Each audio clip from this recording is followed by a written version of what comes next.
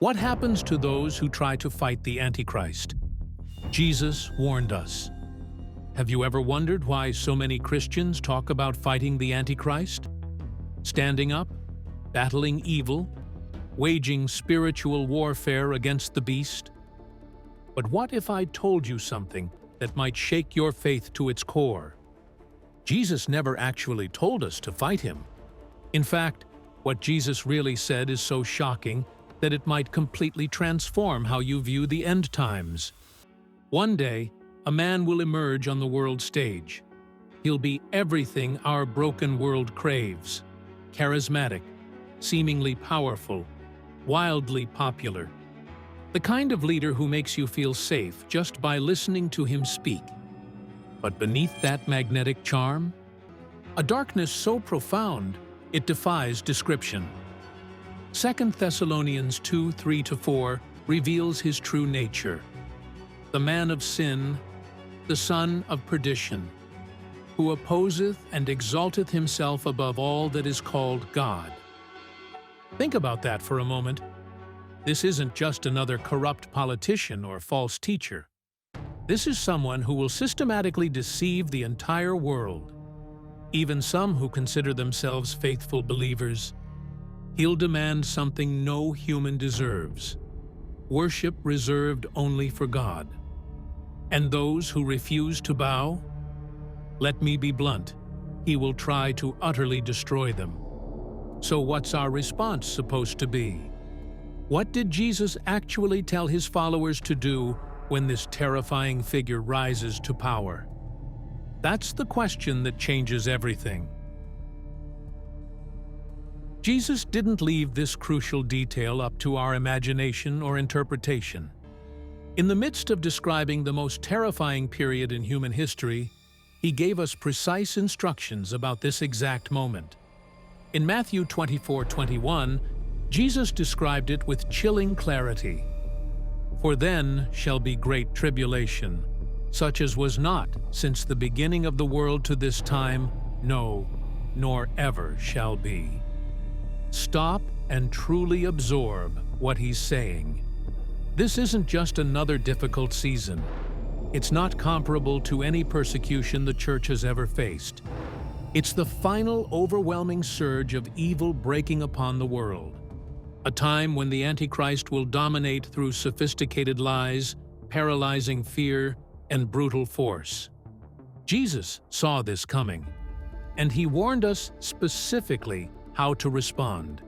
Not with the weapons you might expect, not with righteous anger, not with physical resistance, not with elaborate battle strategies. Instead, with a command so straightforward that countless believers will tragically ignore it, thinking they know better. When Jesus delivered his end times warnings in Matthew 24, he wasn't being cryptic. This wasn't one of his parables that needed careful unpacking. He spoke with unmistakable clarity. He methodically listed signs his followers should watch for: false messiahs arising to mislead many, wars erupting, and rumors of worse conflicts to come, nation battling against nation, kingdom against kingdom, famines spreading, earthquakes shaking foundations, persecution intensifying. But then, and this is where most people miss it, he gave one specific instruction that completely disrupts the pattern of what most believers expect to do. I wonder if you're ready to hear what it is. When you see this one event, the Abomination of Desolation, he doesn't say, "Be brave." He doesn't say, "Stand up." He doesn't say, "Take back your country." He says something that might shock you. "Let them which be in Judea flee into the mountains." Matthew 24, verse 16. Just think about that for a moment. The Son of God, the ultimate warrior, tells his people to run, not prepare for battle, not organize resistance, but to escape, immediately. You know, we live in a culture that celebrates standing your ground, fighting back. being the hero. But what if I told you that sometimes the most spiritual thing you can do is flee? And here's where it gets really interesting. Jesus doesn't just casually suggest leaving. Look at the urgency in his words. If you're relaxing on your rooftop, don't even go back inside your house. If you're working in the field, leave your coat behind. If you're pregnant or nursing, pray for strength because it will be harder. If it happens in winter or on Sabbath, it might be almost impossible to get away. I'm going to share something in just a few minutes about why this specific event, the Abomination of Desolation, triggers such an extreme response from Jesus. The answer might surprise you. But first, we need to understand this critical warning. Here's something that stops most believers in their tracks. In this moment, Jesus doesn't tell you to pray about what to do. He's already told you what to do. Think about it. We're taught that prayer is always the first response, right? But in this instance, Jesus has already given the command. The time for deliberation is over. And here's the sobering reality. Those who pause to seek God's will in that moment might actually be disobeying the very instructions He's already provided. While they're praying for guidance, while they're gathering possessions, while they're saying goodbyes, the window of escape will slam shut. Now pay close attention to what Jesus actually tells them to pray for in verses 20 to 21. Pray ye that your flight be not in the winter, neither on the Sabbath day. For then shall be great tribulation, such as was not since the beginning of the world to this time, no, nor ever shall be. Did you catch that subtle distinction? He doesn't say, pray it doesn't happen. He says, pray about the timing of your escape. He assumes complete obedience to the flee command. The only question is whether circumstances will make that flight easier or harder. In a few moments, I'm going to reveal exactly what this abomination of desolation is and why Jesus considered it the ultimate trigger point. The historical patterns will make this crystal clear, and you'll understand why so many well-meaning believers might miss this critical moment. But before we get there, here's perhaps the most dangerous trap of all. Some believers will convince themselves they're being courageous by staying to fight. They'll see themselves as modern-day Davids facing Goliath. They'll quote scriptures about standing firm against the enemy. They'll rally others to resist. And in doing so, they'll be directly disobeying the explicit command of Jesus himself. This isn't a test of courage, it's a test of obedience. When we continue, you'll discover the historical pattern that makes this warning so crucial, and why Jesus placed this particular moment at the absolute center of his end-times teaching. Are you ready to see what most prophecy teachers miss entirely? Here's a chilling truth that few are brave enough to discuss. Even bravery can become rebellion when it's outside of obedience. And Jesus didn't say, "Blessed are those who fight the beast." He said, "Blessed are those who endure to the end." Matthew 24:13. What if everything you've been taught about standing your ground in the last days is actually setting you up for spiritual disaster? As we continue, I'm going to reveal what the abomination actually is, what it looks like in real life, and the exact moment when you'll need to make a life-altering decision. But fair warning, what I'm about to share might challenge everything you thought you knew about end-times preparation. Because when Jesus says, "Run," don't pause, don't think, don't argue, just move. And here's why this matters more than you realize.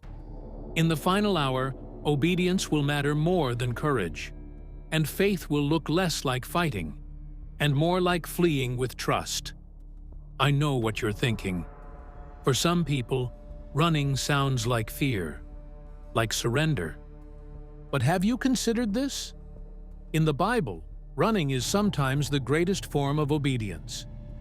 Think about it.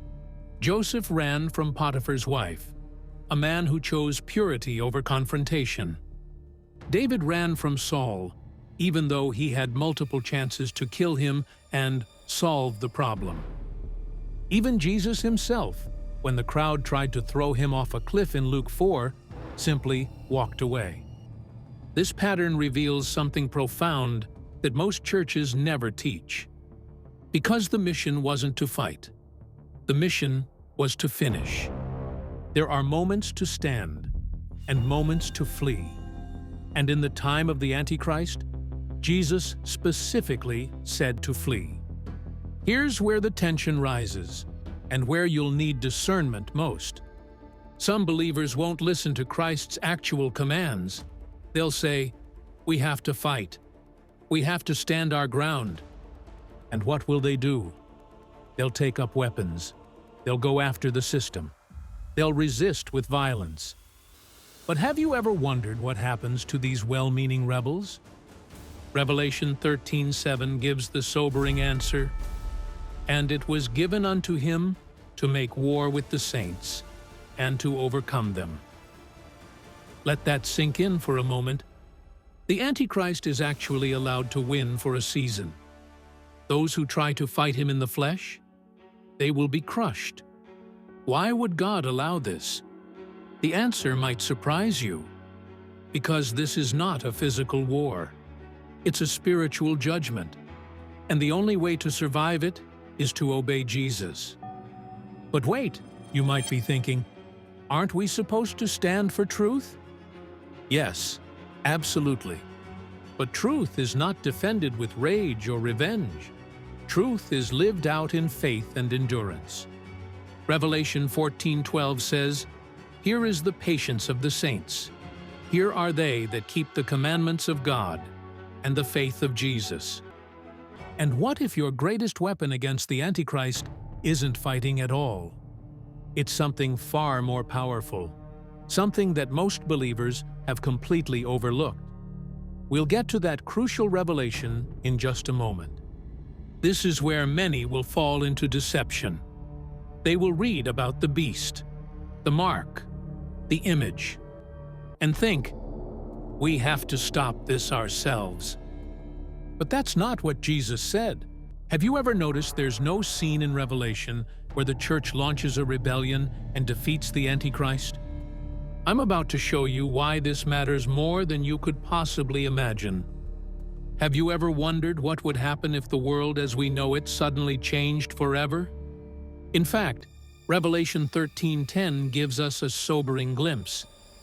"He that killeth with the sword must be killed with the sword. Here is the patience and the faith of the saints." This isn't just ancient text on a page. It's a warning that echoes through time directly to us today. If you take up the sword in the wrong season, you may fall by it. But there's something deeper here that most people miss entirely. This isn't just about survival. It's about faithfulness when everything is on the line. And what I'm about to share next might completely transform how you understand what's coming. Let's make this personal for a moment.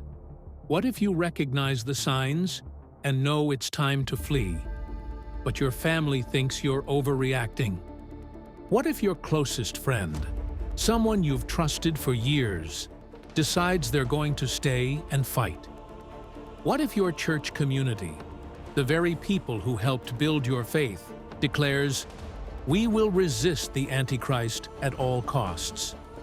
What would you do then? The answer seems simple on the surface, but it cuts to the very core of your faith. You obey Jesus, even when it breaks your heart, even when it means watching people you love walk straight into danger. Because sometimes obedience feels like heartbreak before it feels like blessing. And here's what most Bible teachers won't tell you. Only those who train themselves to recognize and obey His voice now will be prepared to endure what's coming. But how exactly do believers overcome during this time? Revelation 12:11 reveals something that might surprise you. "And they overcame him by the blood of the Lamb, and by the word of their testimony, and they loved not their lives unto the death. Notice what's missing here. There's no mention of armed resistance, political movements, underground rebellion. The true believers overcome through something entirely different: the blood of Jesus, their unwavering testimony, and their willingness to suffer for Christ. This is the real victory Satan can't comprehend, and the Antichrist can't destroy. Because a believer's true power has never come from strength.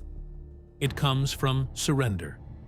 Now I need to pause right here, because what comes next might completely change how you see this entire prophetic timeline. If you're like most people, you're wondering, if I actually obey Jesus and run, what happens after that? Will I lose everything I've worked for? Will I really be safe? Will God see me when the world falls apart? These questions are completely natural. In the next few minutes, I'm going to show you what the Bible really says happens to those who listen, and the sobering reality for those who don't. Because this isn't just about escaping danger. It's about aligning yourself with God's final plan before His return. What most prophecy teachers completely miss is hidden in plain sight in Revelation 12. The Bible gives us a vivid picture of a woman, symbolizing God's faithful people, who is being relentlessly hunted by the dragon, which is Satan himself.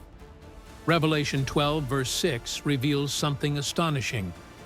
And the woman fled into the wilderness, where she hath a place prepared of God, that they should feed her there 1,260 days. Let that sink in for a moment. God doesn't just suggest a place, He prepares one. Not just any location, but a secure refuge away from the system, the persecution, and the beast's control. This isn't coincidence or lucky escape. It's a divine promise for those who are listening. But here's the uncomfortable truth most people aren't ready to hear. What if you hesitate? What if you say, I need more time, or I can't leave my home and career behind? That momentary hesitation might cost you everything, because when the signal comes, there will be no time for second thoughts or packing extra bags. And as we dig deeper into these prophecies, we'll uncover something even more urgent.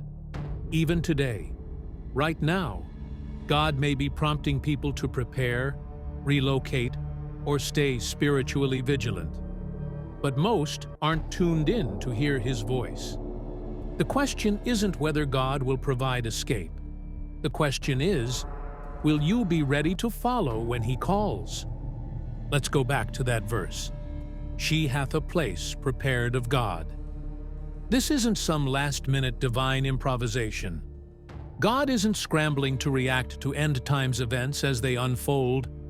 No, He's already mapped your escape route. Think about that for a moment. While the world fixates on the Antichrist's rise, God has already designed your safety plan. While experts debate the beast system's implementation, your Creator has already established your timeline for survival. But here's where it gets interesting. That prepared place isn't for everyone. Only those who respond when He says move will reach it. Only those who flee when He says flee will find it. What if I told you that your protection in these final days hinges on something most believers never consider? What if your salvation depends on relocating somewhere completely unexpected, at a time that defies all logic, guided by nothing but a divine whisper saying, now? Some will find themselves exactly where Revelation 12 describes, hidden in the wilderness, protected and provided for. But others? They'll be trapped. Trapped in cities they thought were secure. Trapped in systems they believed would protect them. Trapped in the paralyzing grip of fear. And by then, I hate to say this, but it's too late. Let me be clear about something crucial. What you do before the abomination of desolation appears will determine whether you stand or fall when that day comes. Now, here's something fascinating about this woman in Revelation 12 that most people miss completely.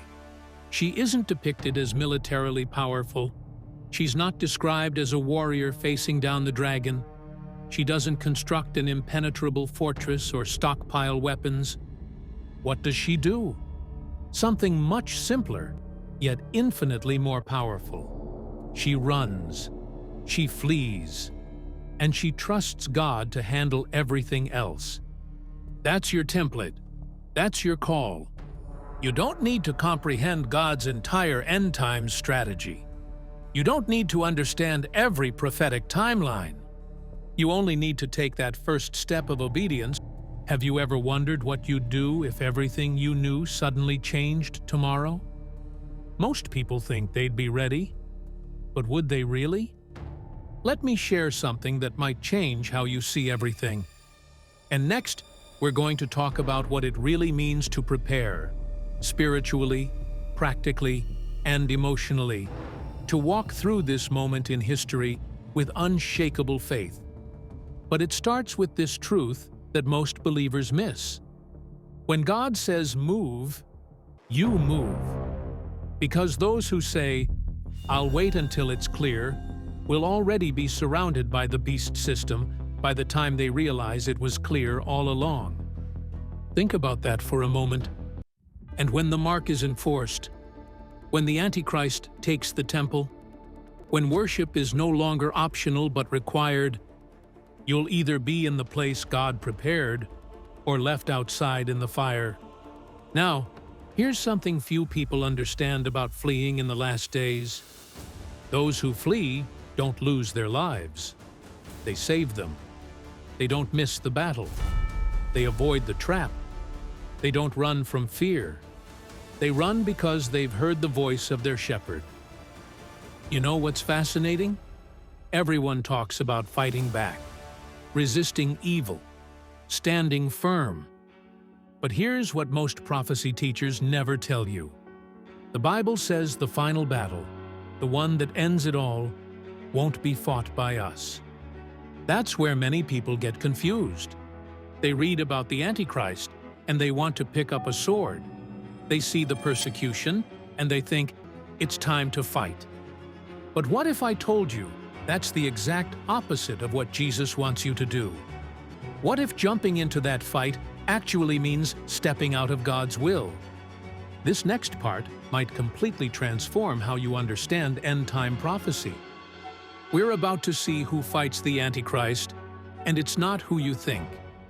In Revelation 19, verse 11, the Bible paints the clearest picture of what's coming.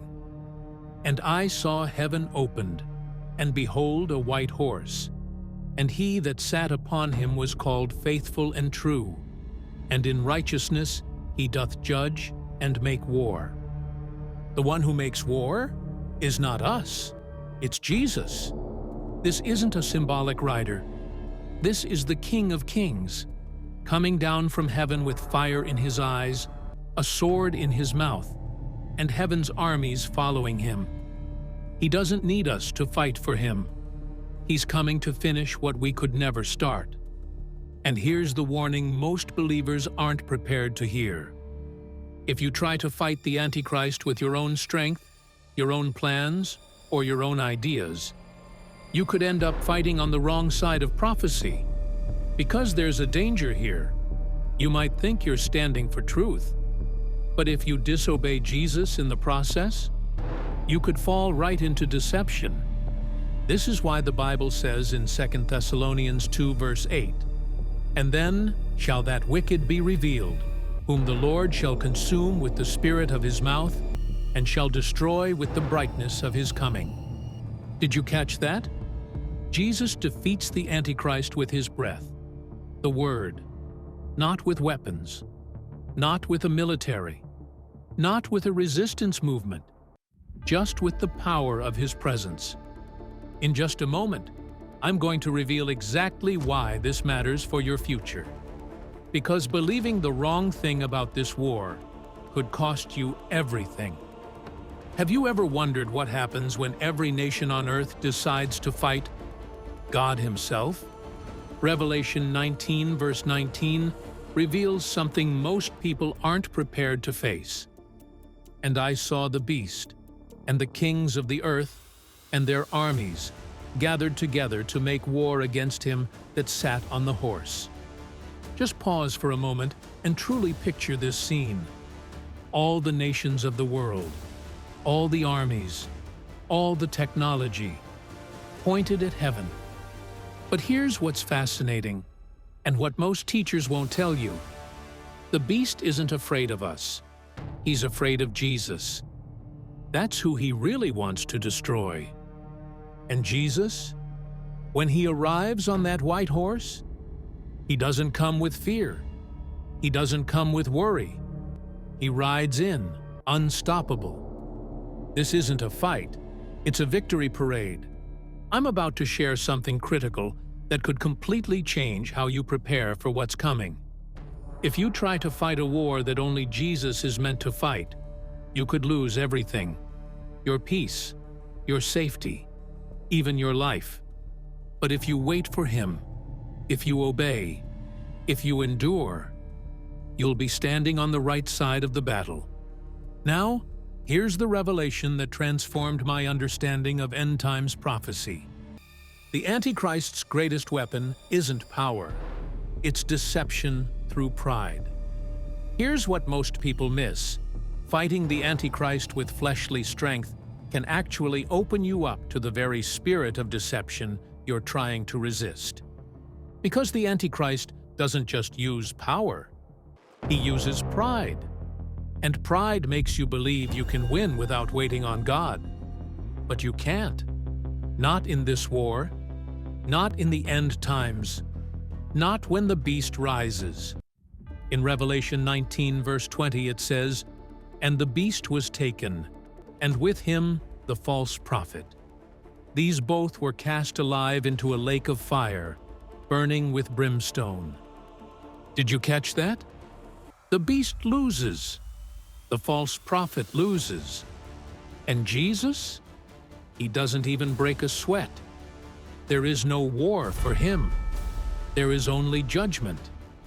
And his people, those who listened, endured, and did not fight in the flesh, they get to reign with him. You're not called to win this war. You're called to endure until the one who can win it shows up. And he's coming. Fast. So what does this mean for you right now? What's the action plan while we wait? Here are the 7 survival keys that most believers miss. Know the Word. Not just read it. Truly know it. Stay alert. The deception will be so convincing that even the elect might be fooled. Let go of pride. It's the doorway the enemy uses most. Prepare to flee if obedience over heroics. Endure with faith. This is your primary calling. Speak truth in love. Not in anger, not in fear. The question isn't whether you can fight the beast. It's whether you're ready to follow the Lamb. Have you ever wondered why Jesus went out of his way to warn us about the end times? He wasn't trying to scare you. He was trying to prepare you. Think about that for a moment. The Creator of the universe cared enough to give you advance notice of what's coming. Why would he do that? I'll tell you why.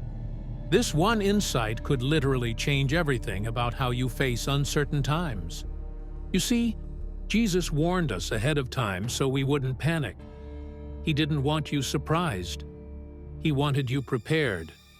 And here's what most people miss. Those who truly listen, they will be rescued. Not because they fought harder, but because they obeyed faster. Now I know what you're thinking. But what about when things get really bad? Let me address that directly. The Antichrist will rise. The system will grow. And persecution will come. But here's the counterintuitive truth I promised you earlier. Don't be afraid. Just be faithful. Jesus already told us exactly what to do, and it's probably not what you'd expect.